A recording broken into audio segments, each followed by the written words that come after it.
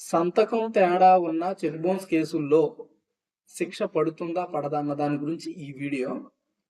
లేటెస్ట్‌గా కర్ణాటక హైకోర్టు ఈ signature Tally కాని విషయంలో కేసు గురించి క్లియర్‌గా ఒక జడ్జిమెంట్ ఇవ్వడం జరిగింది. 6/1/2026 జడ్జిమెంటు. మీకు ఎవరికైనా కేసు నంబర్ గాని, కేసు పేర్లు, డీటెయిల్స్ క్లియర్‌గా కావాలంటే స్క్రీన్ మీద పెడతాను. కావాలనుకున్న వాళ్ళు గూగుల్‌లో సెర్చ్ చేసి తీసుకోవచ్చు జడ్జిమెంటు. ఈ కేసు ఏంటంటే సాఫియా వర్సెస్ ఎం హమీద్ అనే వాళ్ళకి సంబంధించిన చెక్ బౌన్స్ కేసు.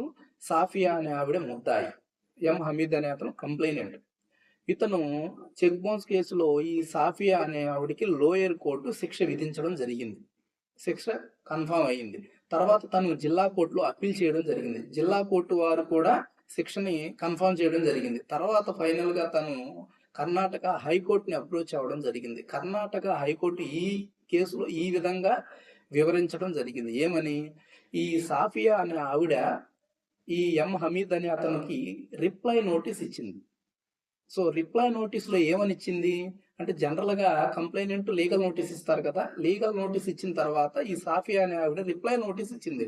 ఆ రిప్లై నోటీస్లో ఏమనందంటే, నేను నీకు సెక్యూరిటీ పర్పస్ మీద ఇచ్చాను తప్ప నీ దగ్గర అంతేగాని పెద్ద అమౌంట్ మీద కాదు, ఓన్లీ 70,000 మాత్రమే తీసుకున్నాను.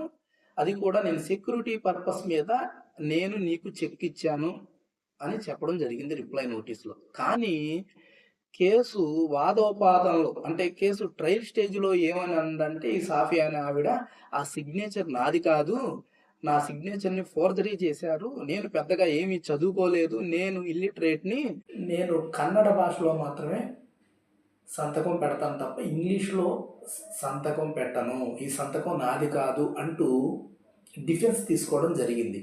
సో లీగల్ భాషలో ఇలా ద్వంద్వ వ్యతిరేకంగా మాట్లాడడాన్ని కాంట్రాడిక్షన్ అంటారు.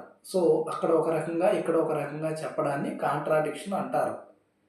వేరువేరుగా చెప్పడం వల్ల తను కన్ఫామే అంటూ హైకోర్టు వారు కూడా తన శిక్షని కన్ఫర్మ్ చేయడం జరిగింది. ఏది? లోయర్ కోర్టు, డిస్ట్రిక్ట్ కోర్టు ఇచ్చిన శిక్షనే కన్ఫర్మ్ చేయడం జరిగింది హైకోర్టు కూడా. సో ఏదైనా మనం డిఫెన్స్ తీసుకునేటప్పుడు స్ట్రాంగ్గా తీసుకోవాలి, స్ట్రైట్గా తీసుకోవాలి, కాన్ఫిడెన్స్గా తీసుకోవాలి. అంతేగాని కన్ఫ్యూజన్గా కాంట్రాడిక్షన్ స్టేట్మెంట్స్ ఇవ్వకూడదు. సో మరిన్ని లేటెస్ట్ జడ్జిమెంట్స్ కోసం like and subscribe. Thank you so much.